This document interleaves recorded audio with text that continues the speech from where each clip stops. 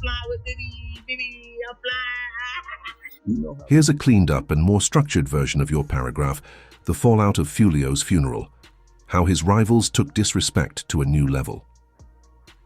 Don't fly with baby B, I'll fly. You know the saying, don't speak ill of the dead? Well, Foolio's rivals clearly missed that memo. From social media trolling to diss tracks released right after his funeral, his enemies went all out. But did they cross a line that could come back to haunt them? Let's dive into the drama surrounding Foolio's funeral and why it might have serious consequences for everyone involved. Setting the scene. Julio Foolio, born Charles Andrew Jones II, was a Jacksonville rapper who had been stirring up controversy for years.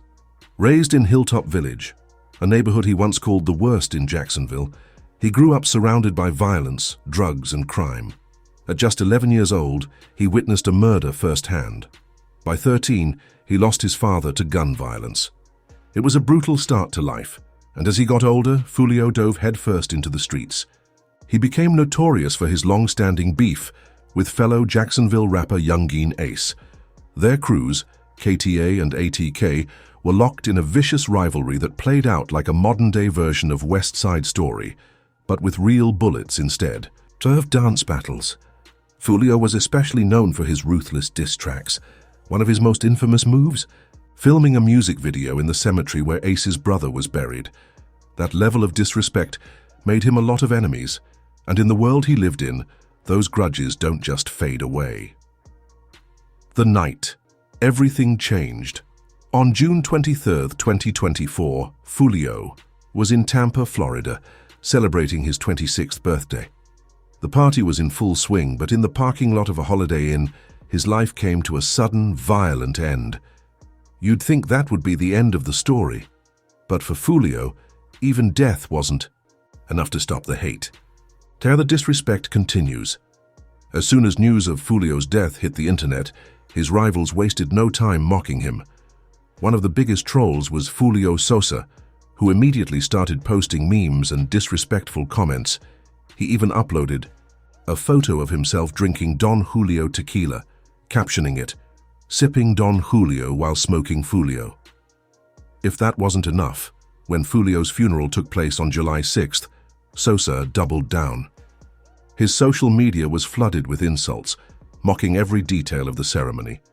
He posted, "Now he's in the ground.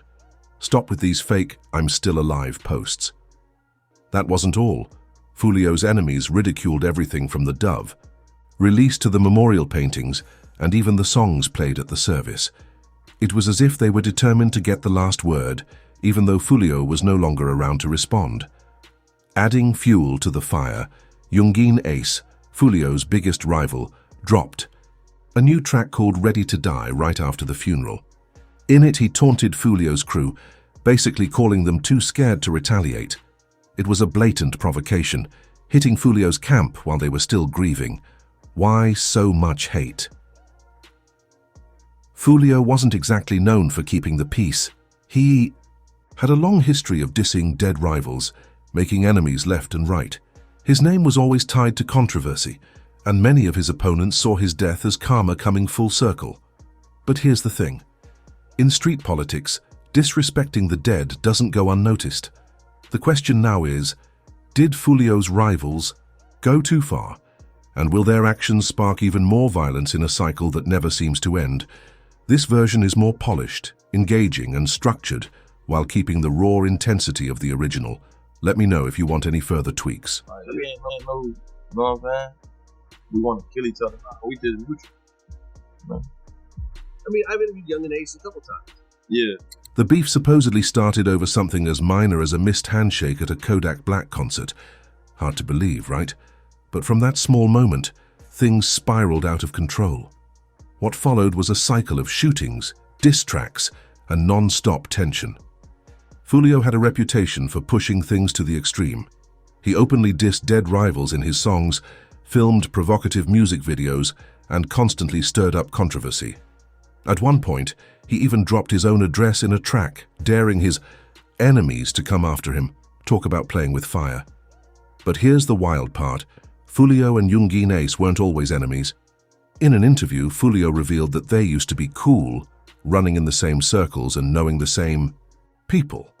Somewhere along the way, though, things took a turn, and they ended up on opposite sides of one of Jacksonville's deadliest rap beefs.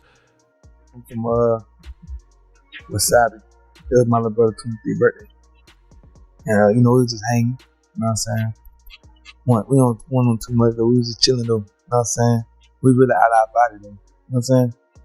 But, shit. We pulled up to the light. We was leaving shit. We really hanging. Like I said, we were hanging out though. We weren't, you know what I'm saying? We was just hanging out though. We had our guard down. That's what it was. But we pulled up to the light though. Yeah, shit started going crazy. At first, I ain't really whoop whoop. You know what I'm saying? But I ain't gonna lie. I tried to like shit my little brother. 23. It was his birthday. So I tried to shield him. So much he was good, but I couldn't shield everybody though. You know what I'm saying? But I tried to shield him and get out at the same time. You know what I'm saying? Cause we trapped in. We trapped in, but that shit was crazy though. I ain't gonna lie, that shit is still, but. Well, it was your brother's birthday. How old did he turn that day? He had turned 18. 18. The violence wasn't just in their lyrics. It spilled into real life with both sides suffering heavy losses. Foolio lost his cousin, Zion Brown, and his close friend, Bibby Young, while Youngin Ace experienced tragedy on a devastating scale, losing his brother and two close friends in a single shooting. It was a relentless cycle of bloodshed and retaliation, with no end in sight. No, but you ain't heard. We shoot. He ain't heard. Even when Foolio tried to distance himself from the beef and focus on his music, the drama never seemed to stop. Trouble followed him wherever he went, and he managed to make enemies outside of Jacksonville too. He dissed FBG Duck after his death, despite having no real history with him, and even tried to spark a feud with NBA Youngboy just because Youngboy used the word folio in a song. It was like stirring up controversy was second nature to him. No matter where he went, chaos was never far behind.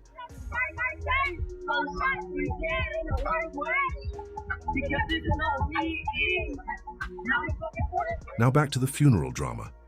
Foolio's girlfriend posted a video of people at the funeral singing along to one of Foolio's diss tracks. Big mistake.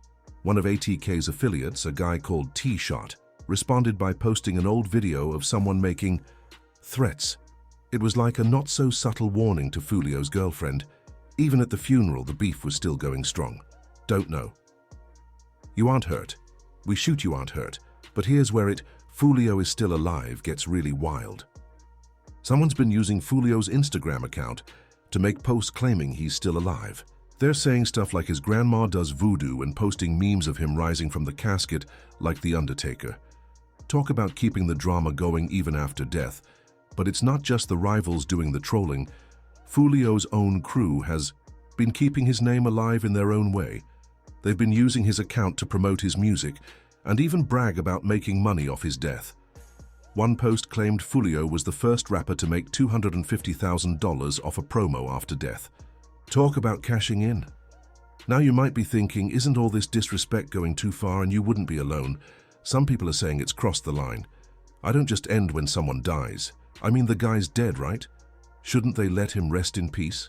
But in the world of drill rap, it seems like there's no such thing as too far. These beefs don't just end when someone dies. If anything, they often make things worse. It's like each side is trying to get the last word, even if one of them can't respond anymore. And let's not forget, Foolio wasn't exactly an innocent victim in all this. He'd been dishing out disses and stirring up trouble for years. Remember that cemetery music video? Or when he gave out his own address in a song? It's like he was playing with fire and finally got burned.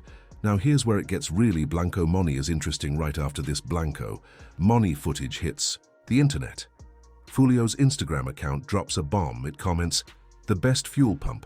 Emoji to smoke on, trust me." Devil emoji. Hold up. What is it? What is Foolio trolling from beyond the grave?